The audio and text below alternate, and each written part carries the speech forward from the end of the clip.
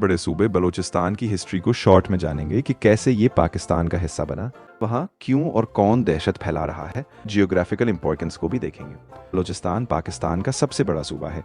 1948 में पहली कॉन्फ्लिक्ट शुरू हुई जब प्रिंस अब्दुल करीम खान ने रियासत कलात के पाकिस्तान से अलहाक की मुखालफत करते हुए मुसल्लह मुज़ाहमत शुरू की, जबकि कलात उस वक्त बलूचिस्तान का तकरीबन 22 से 23% हिस्सा था और मीर अहमद यार खान ने पाकिस्तान के साथ अलहाक के मुआहदे पर दस्तखत किए थे।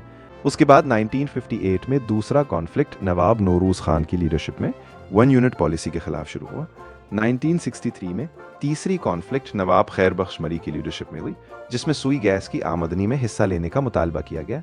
1971 में वन यूनिट ख़त्म होने के बाद बलूचिस्तान को पाकिस्तान का चौथा सूबा बना दिया गया और गवादर समेत तमाम इलाके सूबे में शामिल हो गए।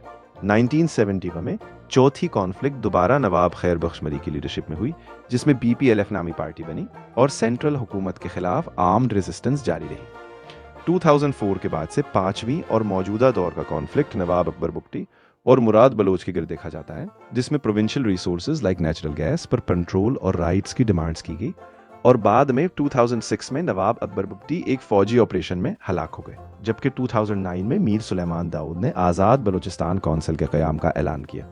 इसी दौर में BLA बलोच लिबरेशन आर्मी एक बड़ी अलहदगी पसंद पार्टी के तौर पर उभरी, जो तकरीबन दी ईयर 2000 के बाद ऑर्गेनाइज्ड हुई और जिसका बानी बाल्च खान मरी को समझा जाता है, जबकि उसका अहम मिलिटेंट विंग मजीद ब्रिगेड है जो सुइसाइडल हमलों के लिए जाना जाता है।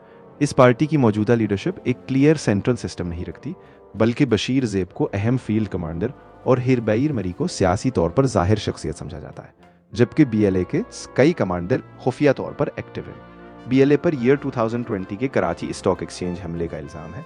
ईयर 2024 और 2025 के जाफर एक्सप्रेस रेलगाड़ी अखवा या इसी तरह चाइनीज़ डेवलपमेंट प्रोजेक्ट्स या CPEC से जुड़े मुख्तलिफ प्रोजेक्ट्स पर हमलों या फिर सिक्योरिटी फोर्सेस पर हमलों के इल्ज़ाम भी शामिल हैं।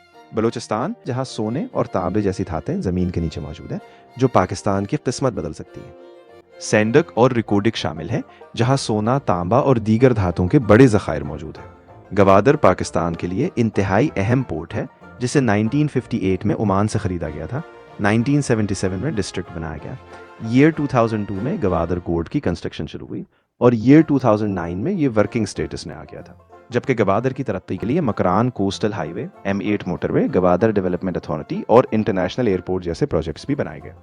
चीन के लिए गवादर की अहमियत उसकी स्ट्रेटेजिक लोकेशन है, जो अरेबियन सी तक चीन की पहुंच को मुमकिन बनाती है और साथ ही चीन को पेट्रोल की सप्लाई को जारी रखने के लिए रास्ता देती है और CPEC के जरिए चीन और पाकिस्तान के दरमियान इकोनॉमिकल कनेक्टिविटी को मुमकिन बनाती है।